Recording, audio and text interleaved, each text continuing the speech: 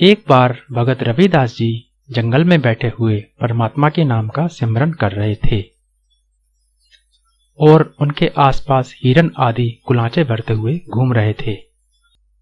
तभी अचानक इस जंगल में एक शिकारी हिरन को पकड़ने आ गया।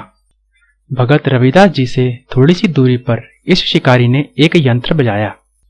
उस यंत्र की मीठी आवाज सुनकर एक हिरनी मस्त होकर वहां पर आ गई। शिकारी ने जल्दी से हिरनी के गले में रस्सी डालकर उसे पकड़ लिया। उस हिरनी को जब इस धोखे का पता चला तो वह बंधन को खोलने के लिए बहुत तड़पी, परंतु वह शिकारी के पंजे से कैसे बच सकती थी। हिरनी ने रो रो कर शिकारी से कहा कि शिकारी भाई, मुझे 2 घड़ियों के लिए छोड़ दो, मैं अपने बच्चों को दूध पिलाकर आ जाऊंगी, फिर बेशक मुझे पकड़कर ले जाना। शिकारी को हिरनी पर रहम आ गया और वह बोला, हिरनी ठीक है, मैं तुझे छोड़ दूंगा, परंतु इसके लिए तुम्हें कोई जमानत देनी होगी, क्योंकि जंगल के जानवर का क्या भरोसा वापस आया कि नहीं आया। शिकारी और हिरनी का वार्तालाप सुनकर रविदास जी पास आ गए।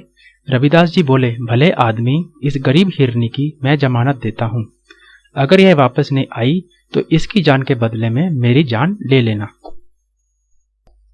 यह सुनकर शिकारी ने उसे कुछ देर के लिए छोड़ दिया। वह कुलांचे भरती हुई अपने स्थान पर बच्चों को दूध पिलाने के लिए चली गई। दूध पिलाने के बाद हिरनी ने अपने बच्चों से कहा कि मैं तुमसे हमेशा के लिए विदा होने लगी हूँ। मुझे जंगल में एक शिकारी ने पकड़ लिया है। उस शिकारी ने भगत रविदास जी की जमानत पर मुझे 2 घड़ियों के लिए छोड़ा है। मैं वापस उस शिकारी के पास जा रही हूँ जो मुझे पकड़कर ले जाएगा और मुझे मारकर मेरा मांस अपने बच्चों को परोसेगा। मासूम बच्चे अपनी मां की दास्तान सुनकर उसके साथ मरने के लिए तैयार हो गए। अब फैसला यह हुआ कि सभी उस शिकारी के पास जाएंगे। जब पूरा का पूरा परिवार ही कुर्बानी के लिए शिकारी के पास पहुंचा तो शिकारी के मन में और भी रहम उठ आया और वह मन ही मन अपने मन को धिक्कारने लगा। तब भगत रविदास जी ने उसे समझाने के लिए राग आसा में वाणी उच्चारण की, जो कि श्री गुरु ग्रंथ साहिब जी में अंग 486 पर दर्ज है।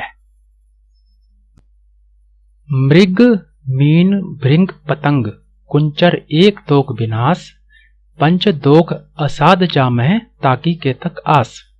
जिसका अर्थ है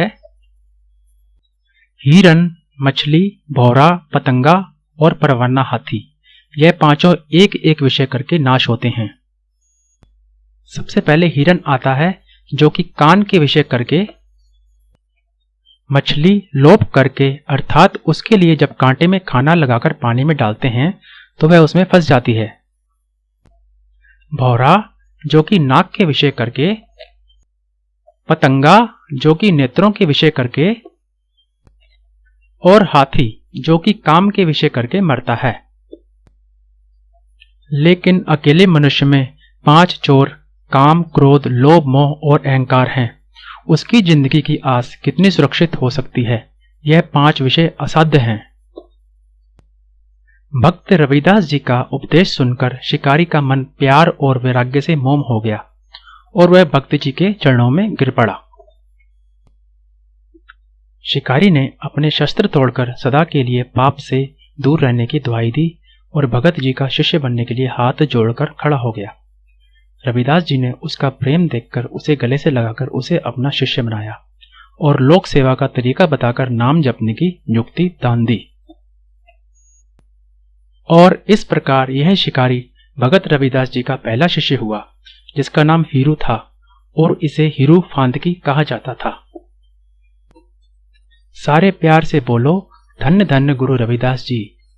वाहिगुरु जी का खालसा, वाहिगुरु जी की फतेह।